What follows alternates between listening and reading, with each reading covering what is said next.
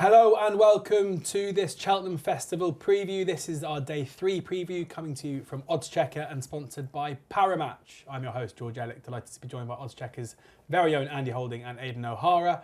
But before we get into the preview, Emma has a new customer offer for you. Cheltenham's calling, and now is the perfect time to be joining Parimatch. Cheltenham Festival is one of the biggest events in the racing calendar. 4 days of top-class action with unforgettable moments. And right now, Parimatch have a belting new customer offer just for the festival. They'll also have daily super boosts for all new and existing customers.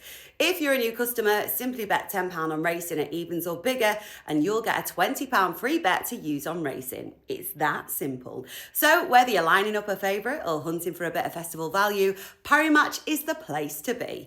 Sign up now, place your £10 bet at evens or bigger on racing, and enjoy a £20 free bet on us. Terms and conditions apply. You've got to be over 18 to participate, and please gamble responsibly. Yeah, thanks Emma, brilliant offer. Make sure you sign up for a Parimatch account if you haven't got one already. We had some pleasantries on the day 1 preview, spoke about the ground, the weather. We're now into it now. This is our 3rd preview that we are recording. Day 1 and day 2 already done, day 4 to come. This is day 3. And we're going to kick off in the Mares Novice, where Bambino Fever, last year's champion bumper winner, is the 8-11 favourite, ahead of Old School Outlaw at 4-1. Selma de Veri is 6-1, 8-1 Echoing Silence, 12-1 about Carrigmore and Spruce and Le Conquier, 14-1 Charme de Faust. Future prospects, Kingston Queen, both 16-1, 14-1 about a horse that, Aidan, I'm going to come to you first. I know you're very sweet on, Place de la Nation. Yeah, I basically haven't looked at this race in a month or two because I've only had that in mind for it. I just love last year's run in the Triumph. I mean, it's the best, possibly one of the best Triumphs that's been run in a very long time. And it looked like she was going to get outpaced, but she's only a couple of lengths down in the end. Didn't have the ideal passage either. Just when you compare the other horse in that race, it just makes her... It just makes her look maybe a class ahead of most here, maybe instead other than Bambino Fever. But still, if you were to take that Triumph and the bumper, I'm still pretty happy with the Triumph, with the form. It was a bigger price earlier. I'm not worried about it. We'll probably get, even though it's a novice race, you're going to get an extra place on that. She just looks very solid to me, and good ground is going to be ideal, I think, or decent ground. Old School Outlaw beat her well on really heavy ground, but looking at that race, they more or less gave it. They weren't going to kill her off for that, for that kind of a race. I just really fancy her. She'd actually be kind of almost my nap at the festival, or the horse I'm most excited about, but we don't know whether she's going to run here. The Coral Cup, I definitely would prefer to run here. Yeah, we'll have to wait and see where she turns up, but a strong fancy there for Aidan in the first. Just another thing as well, that in this race, there's been a couple of winners who are second-year novices. I think it's a kind of a decent advantage as well. That's just another positive, Andy, how do you see this? Yeah, I think Bambino Fever will probably win. It's a little bit of a boring, not necessarily selection, but assumption. She's just looked really good so far. I know she got beat first time out, but that was a bit of a messy race in terms of how she was ridden, not necessarily pace, because it was a good, strong time figure and the races worked out really well. But the ground was probably in her favour, and at the time Willie's horses weren't firing, whereas Gordon's were. So I think she's probably better than Old School Outlaw, who has done nothing wrong since, to be fair to her. But she's just got such a deadly turn of foot. She showed it in last year's bumper. And it's that change of gear, I think, that sets her apart from the rest. So I'll be surprised if she got beat, but would I back her at 8-11? No. I've missed the boat with her completely. She's one of the horses I've thought, I must back Bambino Fever quickly at 4-1. I must back her. And she's gone 3 to then 4. And I've just kept missing her all the time. And now she's gone to the price. It's just, I'll let her win. Not sure about Old School Outlaw if the ground was to dry out. Echoing Silence apparently doesn't go. Moj 2 apparently doesn't go. It's going to be safe for Aintree. So the race could sort of fall apart. Aidan's obviously mentioned Place de la Nation, but I quite like Carrigmore and Spruce from an each-way perspective. Yet to be at the first 3 in her life. She also ties in with Bambino Fever from her bumper season last year. She's done pretty much nothing wrong over hurdles so far. I know she's been beaten, but the second one was against the boys. That was a good grade 1, that was it. the Christmas meeting behind Skylight Hustle. I know the top fella last year would have been third, but some good horses in behind, like the Passing Wife have come out and won. It's a really strong race, that. And the better the ground, the better it'll suit her. I don't think she really wants heavy ground. She's not overly big. And I think I told you about this the other day, didn't I, when we did a podcast. Victorious Racism have got involved, which is a little bit unusual for them, but Sheikh Nasser's always wanted a runner in a Grade 1 or 1 at the festival that has got a bit of a squeak. So it'll be a case of job done if she finishes in the first 3 or 4, and she's going to have a future as well. So hopefully that'll turn out to be quite a nice purchase for Victorious Racing. I think the word is that maybe Harry Cobden might ride, although that's yet to be confirmed. Yeah. But yeah, 12 to 1. As we sit here now, I know she's definitely going to run, and before the horses fall by the wayside, she's likely to run on into a place. And I know that Aidan quite likes that angle, doesn't it? Backing horses at nice prices for a place. No, quite not big enough for Aidan, of course. I feel embarrassed mentioning a 12 to 1 shot, but no, but those 3 horses together are the favourite, and Carrickmorna Spruce and Pleston. I think I would fancy those 3 to be in the first 4 or 5, regardless of what runs, which might make the old combo forecast worth doing. They're very solid form compared to some of these. Very solid. And if Old School Outlaw comes out, if Echoing Silence comes out, the race could cut up quite a lot, and therefore backing those horses that are currently 12, 16 to 1 could be a single figure price on the day. I've sorted a little multiple bet out over various days with sort of each way bankers. Yeah. Your Hartwoods, your Loader Suds, and she's going to go in there as well. Onto the second race on the card, the Jack Richards Novice Handicap Chase, where we have got Cocktail Divan as 7-2 favourite, ahead of Meet Me by the Sea at 5-1, 6-1 Regent Stroll, 9-1 Six Mile Bridge, and Slade Steel and Jordan's Cross, 12-1 Waterford Whispers and Wendigo. Again, another, as are all of these, going to kind of chop and change a lot, and it's going to cut up a lot, and a lot of these horses will be taking up other entries. But Andy, at this stage, who's your fancy? Well, if Cocktail Divan comes here rather than runs in the Brown Advisor, I think he'll win it.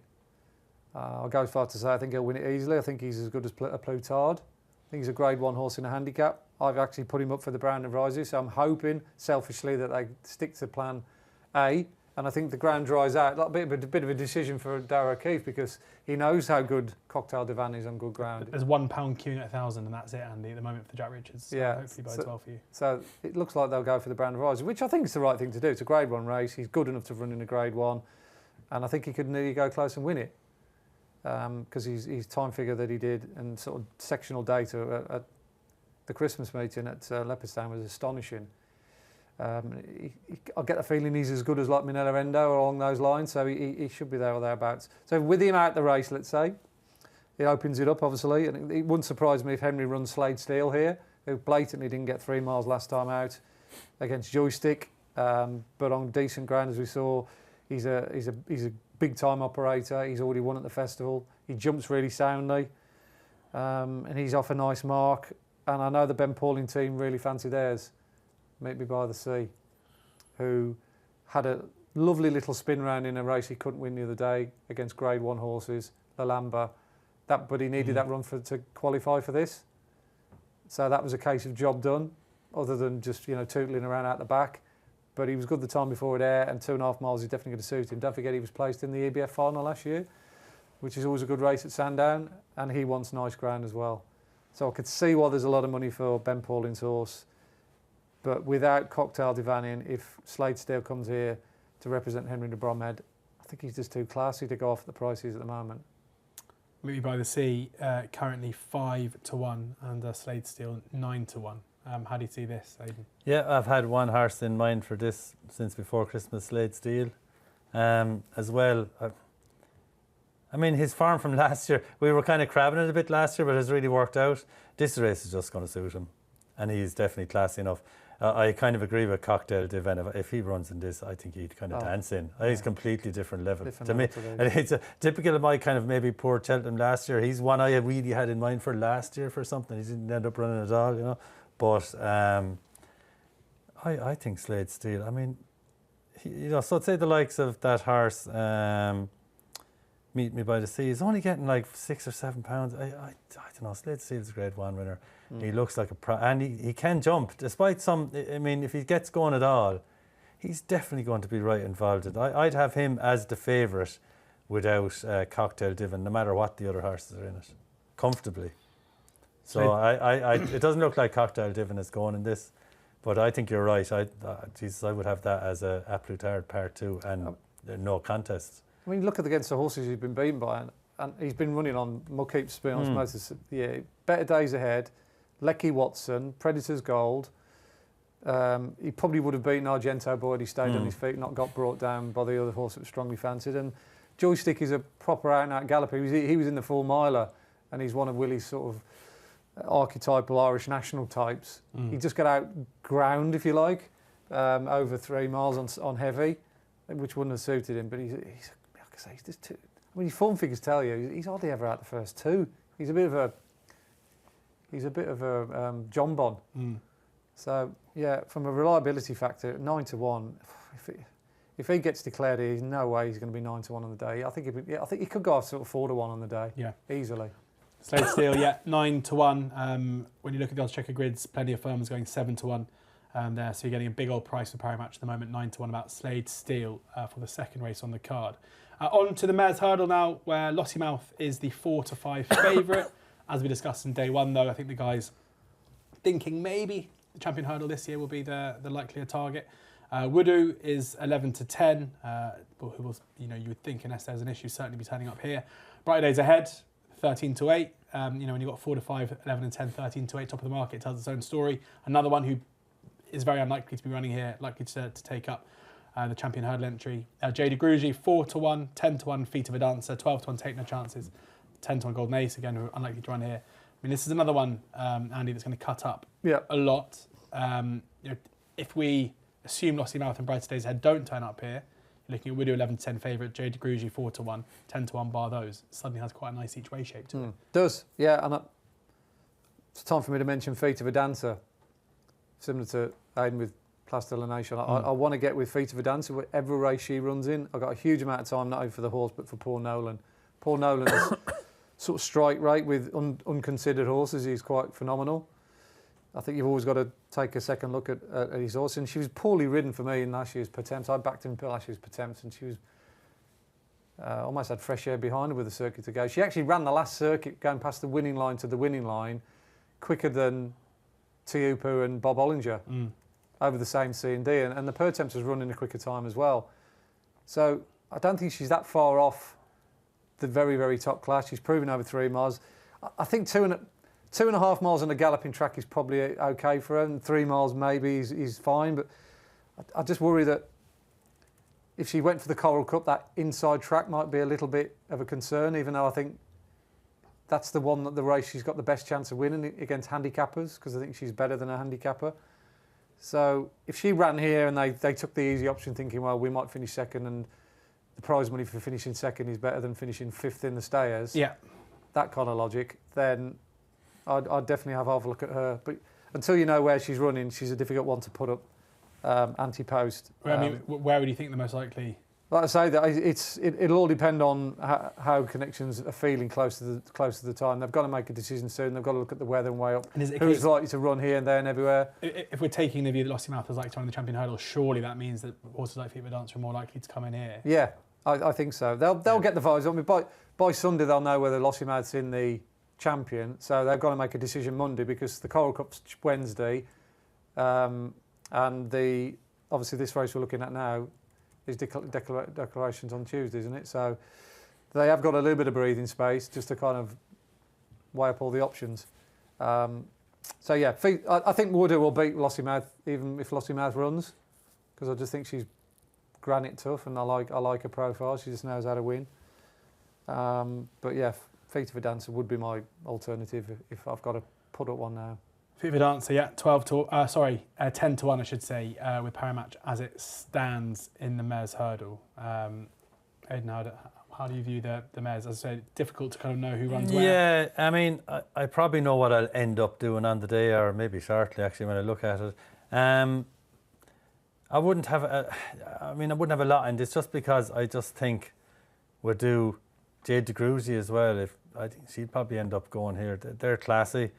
And Feet of a Dancer, that I think there's enough of them that's going to make it difficult for a really big price. I'd probably end up going with Jatara. I like the horse. She's in and out a bit, but on decent ground, I wouldn't be convinced they're over 3 miles, even though she has some runs. She was behind Feet of a Dancer. I think she was fourth in this last year. She's probably a bit too big at 33 to 1 if it works out, if it kind of falls apart a bit. So, and I don't mind her even, I think she's a little bit in hand at that kind of price even now, do you know what I mean? So I'd probably end up backing Jatara. I haven't a lot of interest in anything else. I mean, Mercy or Carrickese, none of these are going for it. No. So she'll end up being fifth in the market, do you know what I mean? Something like that. Sixth maybe. I'd probably take 33 to 1. Might be worth backing it now because I know many places are going to be in that. I'd say unlikely 4 anyway. It's going to be 11, 12 runners. Yeah, Jatara 25 to 1 in Parimatch as it stands for selection there for Aidan.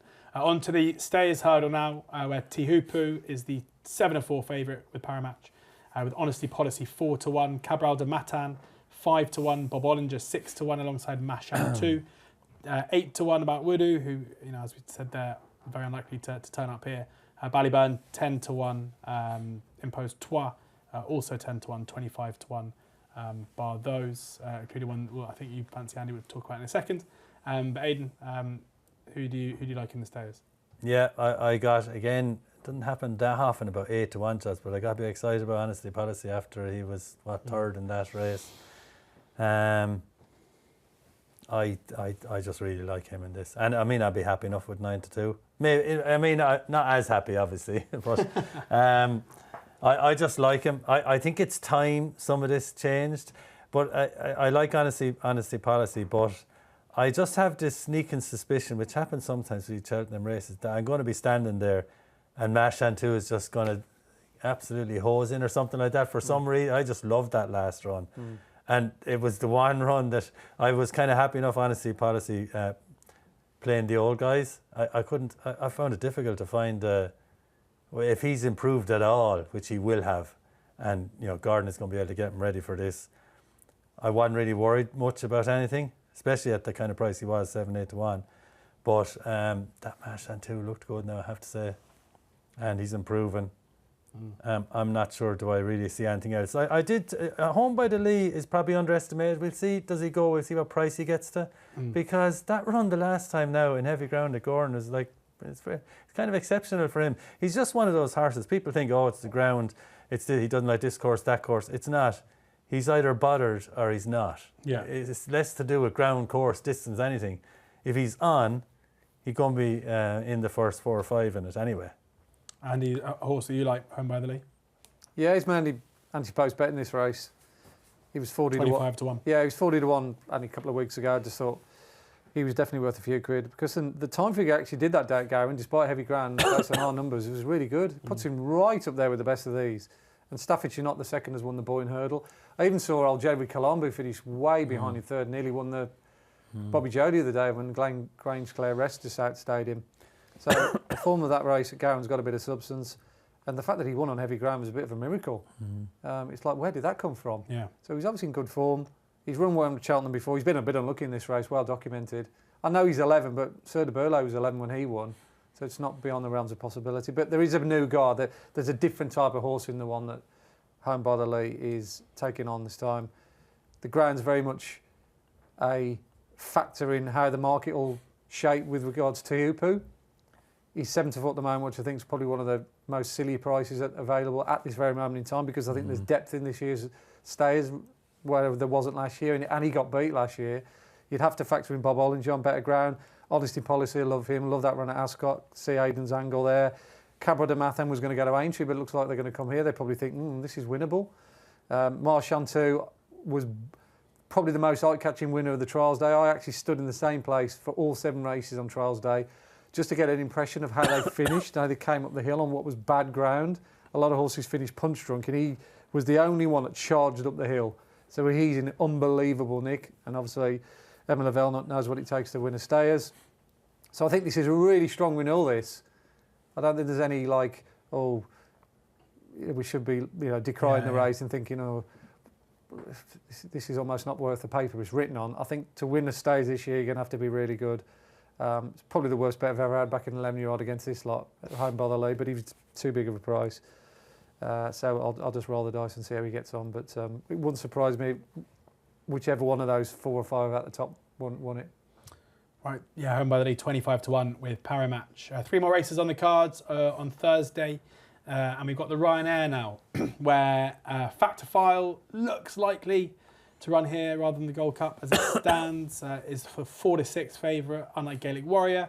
Stablemates who will be likely to be going for Friday's race. John Bond, question marks as to whether the John Bond runs here. Champion Chase, or even skips this entirely and goes straight to Aintree. Banbridge is 5-1. Hartwood 6-1. Romeo Coolio 7-1. 8-1 Impere Pass. Il était temps is also 8-1. 16-1 bar those. Andy, strong fancy for you here in the form of Hartwood. Yeah, again, another one I've been backing for a few months. Put him up in my column, I think, before he won at Tremor, maybe just slightly after he won at Tremor. I was really taking him that day. He beat a good third. He was ridden prominently that day, ridden aggressively. And if you look back at last year's Ryanair, I think he was ridden to finish in the frame. Factor 5 was pinging along up front, and he just ran on through beating horses. I'm not saying for 1 minute he's going to turn the form around Factor 5. That would be straitjacket stuff. But I think he's more likely to finish in the frame again than not, because I like backing horses that finish second at a reasonable distance, because you think, well, if Factor 5 is going to win again, then why can't he finish second again? A lot of people just dismiss him, so I think the place side of that is a better option than the win side. So I'd be quite happy to stick, and still will be, even now, put Hartwood in some each-way multiples, even at 6-1, because I think the race will cut up. There might even be 7 or under. So it's probably not a bad time to start having a look at these races properly now. They're beginning to take shape and think, okay, your Carry Morning Spruces, your Loader Suds, your Panic Attacks, your Hartwoods, stick those in some each-way multiples, and you might have a little bit of fun at nice prices without even having the pressure of backing a winner. Hartwood, the selection there for Andy, 6-1 with Parimatch. Aidan, how do you see it? Yeah, I'm a while hoping that Henry de Bammel will see sense and run Envoy Allen in this, obviously because of a backed at an enormous price. And I took, obviously, my bets are always small, so I don't care if it doesn't run 25-1, Yeah, that's what it is now, and I think that's still well overpriced. He has a great chance. That run in Down Royal was really good. He's had a break since, but they're just adamant to run in the Gold Cup. And I figured at the time, I kind of put up that bet, I think it was 66-1, that surely they're just going to look and go, like, we have to go for the right. It's absolutely mad because he's retiring after the race. Yeah. And if Factor File doesn't run it, it's there for the winning, even for him. Do you know what I mean? But,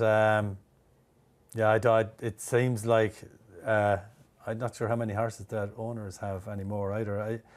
They want to run him in the Gold Cup, but I see he's not a huge price on Betfair. Maybe some people are thinking there's too many good horses. Well, especially in this market where the exchange price is obviously, it's the win-only price, and you've got an odds-on favourite. So naturally, it's going to be shorter with the bookmakers. So yeah, but he's not a huge. It's not like he's priced like there's no way he's going for it. I pictured on the day they're there the week before Cheltenham. They're looking at that Gold Cup, and this is his last run, and he's been placed and won a Ryanair. Brilliant Cheltenham record. How do you not just say it? To hell with it, do you know? Yeah. Because I can guarantee you he's in the first 4 or 5, guaranteed in that race, no matter what happens or who's in it.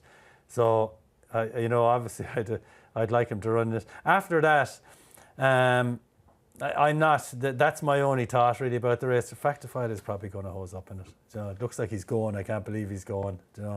Maybe they should get rid of the Ryanair. But I mean, I love it as a race. It's often had very good winners in it and stuff. But Factor File should be going to the Gold Cup. He's a remarkable horse, isn't he, Envoy Allen? Unbelievable. Along with quite a few others. We underestimate how difficult it is to get these horses to shine year in, year out and to run to the very highest level. I think we always take it for granted.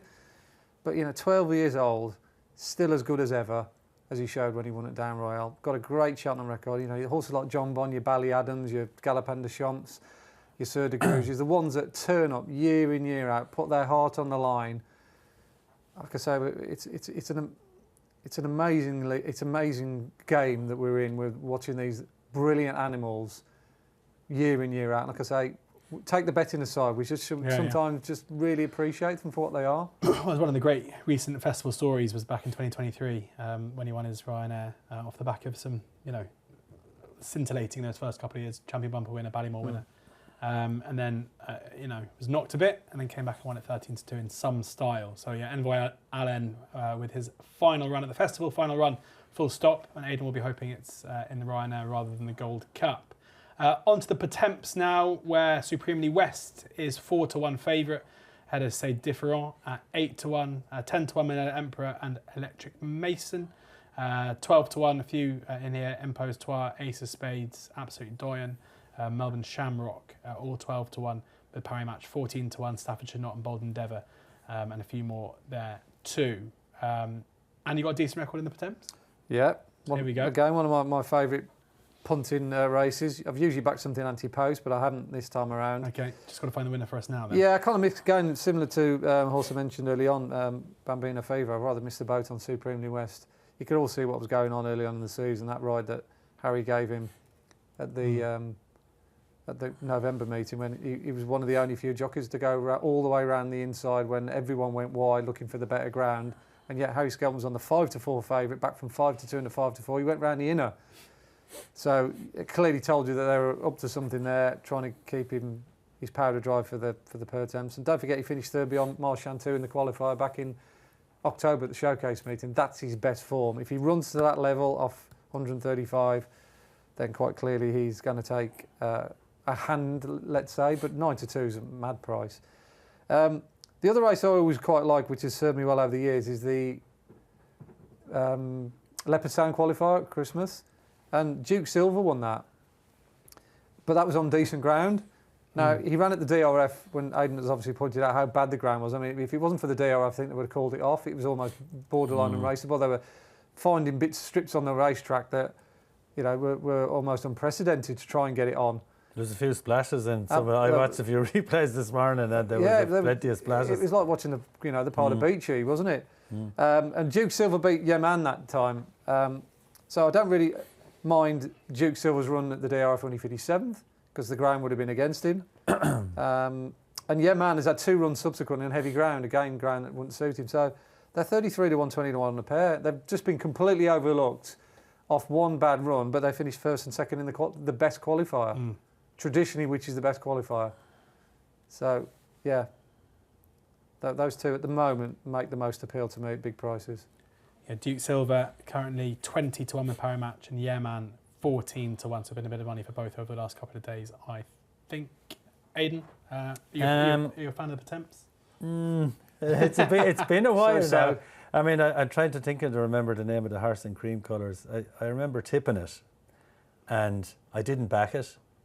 And then I went to the races, and the thing had gone from 40-1 into like 16-1, 14-1. So then I didn't back it. Yeah.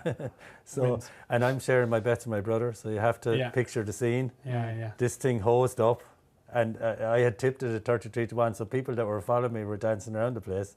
And my brother's looking at me going, I thought you tipped that thing, and I didn't back it. Oh, no. And we share our bets. What was the rationale behind not backing it? Because it was 14-1. No, but I mean... the night before? Yeah.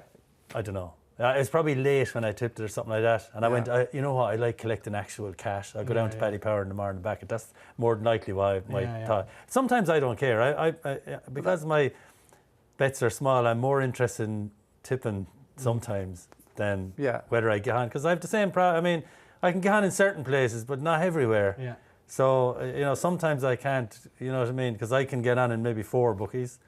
But if it's 12 bookies, it's a good price. I'd still tip it. It's an interesting psychological analysis there. And is that you in general, as a bit of advice for a lot of punters that miss value prices, they still back them anyway?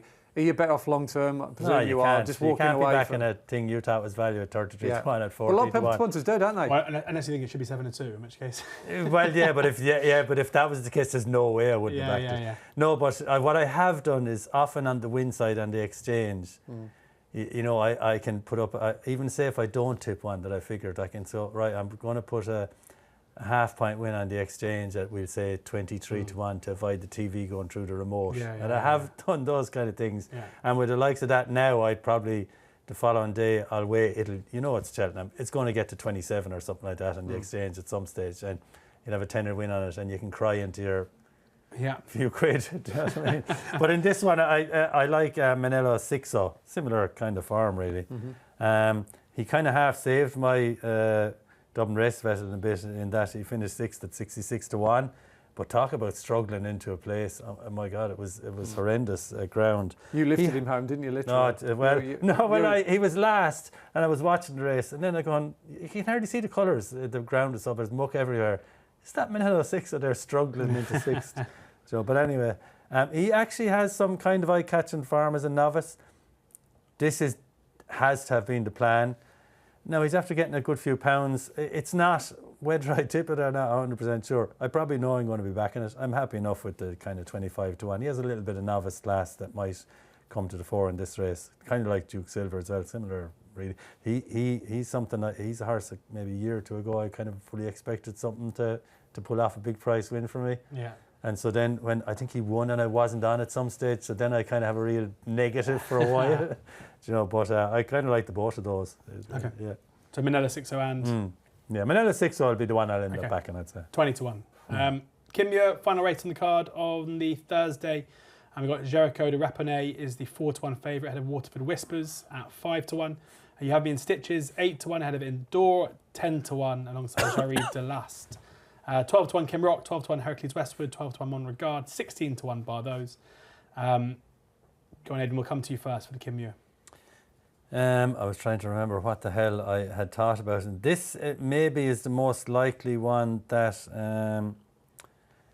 there's a horse I've followed a few times. I liked this year, Sandor Clegane, right? I have a sneaking suspicion this is probably the race you'll end up going for. 16 to 1. Is that all he is? Yeah, then I won't be backing him. I don't think he's the type. I would figure him out to be travelling well right till near the end. And I think he will be definitely a bigger price than that, and you will get 5 or 6 places. He is going to go off 28 to 1. I'm pretty sure of it. I know Paul Nolan, they tend to be backed because every horse but he's a strong traveller. He's run a good few times well at Cheltenham Festival over hurdles. He's a very decent hurdler. So he's caught my interest. And I've seen him in Ireland travel well a couple of times. I'm thinking, I wonder what race he'll run well in. It might be this. The other one I was interested in was, it's the Enabler again. Possibly this the most likely one. Very hard to tell. I actually can't tell. He's like in 3 or 4 races. I have a sneaking suspicion, Cheltenham is the plan with him. But probably Sandor, but we definitely wait for the prices. I'm nearly certain he'd go off bigger than 25 to 1. Yeah, the Enabler 20 to 1 as it stands and 16 to 1 about Sandor Clegane, but the advice to hold fire before getting involved with Parimatch. Andy? Yeah, JP's got a very strong hand in this. It's a race that he really likes to win. I think he likes to put his best jockeys on there and have a few quid on. How Johnny Who didn't win this race last year is beggars belief. I mean, he must have touched 101 in running, even though he hadn't jumped the last. But he didn't jump the last really well, and he gave it away to Daily Present. Daily Present could have easily bounced back to form because it's a Nolan horse at Cheltenham, etc., etc. And they've also got Waterford Whispers in there. And I often find that JP's winners of this and a lot of winners of this tend to get well punted because they have a huge amount of improvement to come over the trip. A lot of them are unexposed and they're very difficult for bookmakers to sort of get a hold of and for the handicapper to get a hold of. So I do think Waterford Whispers is definitely worth a look. But the main one for me out of JP's 3 is that You Have Me in Stitches. She was an eye-catching second at Fairyhouse 3 runs ago. And then they ran her against the big Westerner and Jay de Gruge in a Grade 2 and Limerick on bottomless ground over 2 miles 6, and she ran really well. She made a bit of a mistake 2 out, which kind of set her back a bit, but she stayed on quite nicely. And then for the ideal preparation of all ideal preparations, they ran her to get the 4 chase marks, similar to was it Meet Me by the Sea with Ben Pauling. They ran her over 2 miles in the Opera Hat. I mean, from going to 2 miles 6 round Limerick to running against Dino Blue. If you watch her again in the closing stages there, she's closing in on Bioluminescence, who's no mug. She's off a mark of 130. She's gone from 126 to 130 despite running against Dino Blue and the Big Westerner. Now, I don't know who's going to ride this, but she's number 30 on the card at the moment. So someone's going to have to do a fairly lightweight. But yeah, I quite like her. I think she's going to improve for stepping up. So, yeah. Despite her being the third string, technically, of JP's, I think she could end up being the best of the three. Were you ever listening to someone talking about a horse and changing your mind instantly? Yeah. Because I just having a look at this, and all you can see is the Big Westerner, Dino Blue, and a mark of 130, 136. Yeah. So kind of, she's very. I mean, she and I mean, because the likes of Washford Whispers is well found. You know, I don't, but like 9 or 8 or 9 to 1. She's completely unexposed. Yeah. She's completely very few runs. Lightly raced. I like her background. I remember latching onto her when she won. She won at Limerick last season. She was good in Wexford as well on a chase debut. Beat a horse called He's Gorgeous, who was, I think, 4th to Romeo Coolio in the Grade 1 over Christmas. The Fahey horse. So she's run against some very, very good horses. So yeah, I'll take a punt with her. Good stuff. Yeah, 8 to 1 about you having stitches there for the Kim Muir. That brings our day 3 preview to a close. Thank you to Andy and to Aidan for showing their tips, thoughts and insights. We're going to be recording day 4 shortly, Gold Cup day. So make sure you check that out. Thank you very much to Parimatch for sponsoring these episodes. As Emma said at the top of the show, there's a new customer offer for you. If you haven't already got an account, click in the link in the show description, sign up for one there so you can claim that. And make sure you check out Parimatch's offering throughout the week. Have a fantastic week, enjoy the racing, and please ensure that you're gambling responsibly.